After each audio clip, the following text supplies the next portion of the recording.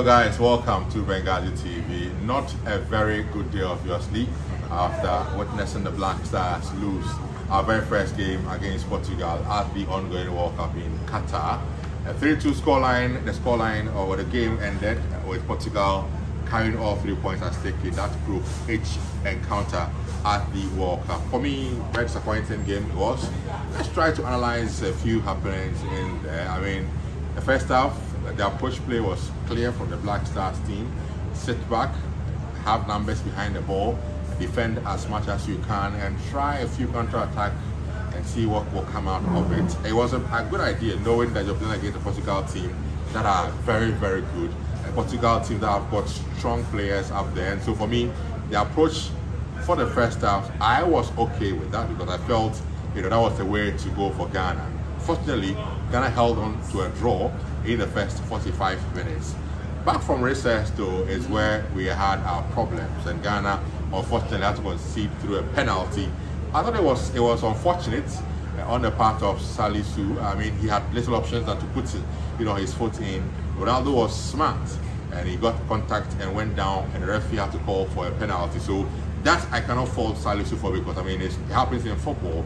He had to put in a tackle and it led to the penalty that was scored by Cristiano Ronaldo to ensure he becomes the only player with that record of scoring in those tournaments as it is standing now.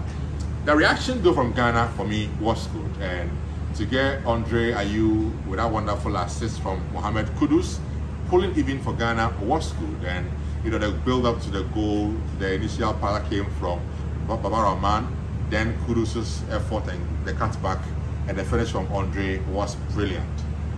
Once we got that goal, we were thinking, I'm sure, that Ghana was looking good with only a few minutes to go. But unfortunately, it was as though we pressed the panic button.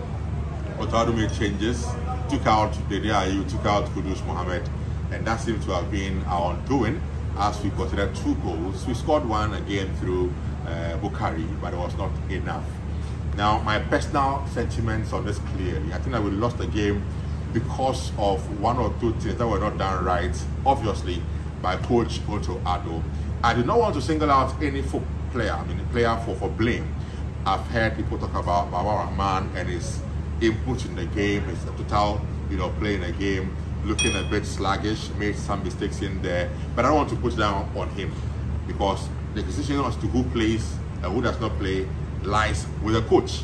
Again, we saw that pass from Partey. That was a good one for Jordan Ayew, but he didn't control. He turned, lost the ball. That led to the second goal.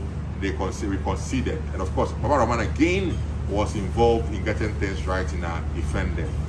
I will not blame those players. I put it down to our coach.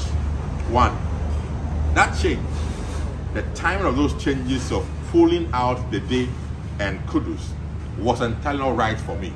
We had just pulled even, making it 1-1. What was the thinking behind that change by Coach Otto Addo? What was he really thinking? Was he okay with the 1-1 scoreline and so felt defend? But if you want to defend, the 2 players who came on are not players who can help you in defending. If you pull out Mohamed Kudus, who clearly was the main danger man for Ghana going forward, and you bring on Osman, Bukhari and Jordan Ayew, what is the rationale or thinking behind that change? I just could not understand how Otto Addo and those who were on the bench thought through that and decided to pull out Kudus Mohamed especially, because I mean I can understand why you were taking out Dede Ayew because he was clearly tired.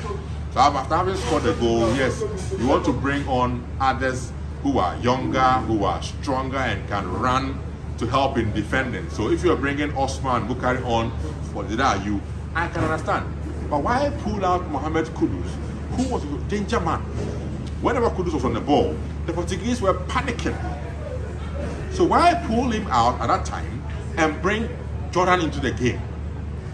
Jordan will not help in attacking. He won't give you anything positive, and we saw it. He won't help in defending. We saw it. So why bring Jordan onto the field of play to replace Mohamed Kudus, who was our main threat to the Portuguese team? That for me was our undoing. That is what led to us conceding. And I said, like I said, I don't want to blame Baba Rahman. I want to blame Artisigi in goal. I will not blame even Jordan himself. The coaches must know the players by now. know their strengths, their weaknesses, and therefore know when to bring a player on. When the player is coming on and will not contribute anything to the team, why bring him on?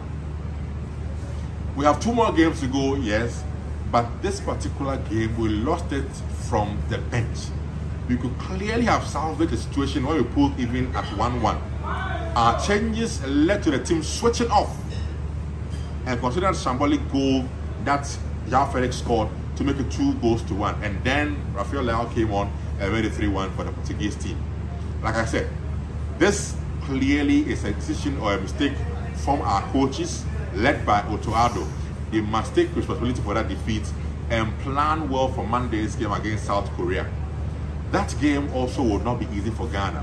If they were thinking Portugal into let's draw and go and take on Korea and beat them, take on Uruguay and beat them, it will not be easy against those 2 teams on Monday against Korea. It will not be easy for Ghana. Otoado, it didn't go well. He must back up. You cannot be relying on Jordan Ayew at this stage. When you have other young players who are excited, why do you still want to rely on Jordan Ayew in our games? That mistake. Which senior, a player who plays in the Premier League, a simple pass comes at you in midfield, you allow the ball to move past you without knowing what is behind you. Who does that? Who does that at this time and days? Who does that as a midfielder? Premier League player. Who does that? Otoado must back up. This was not good enough, and we can't progress in any way with this. We lost not because Portugal were awesome. No, we lost because our bench lost the plot when we equalized to make it 1-1. That for me is as simple as that. This is my thoughts on why we lost our game today against Portugal by that 3-2 margin. I'll see you guys some other time. Ciao.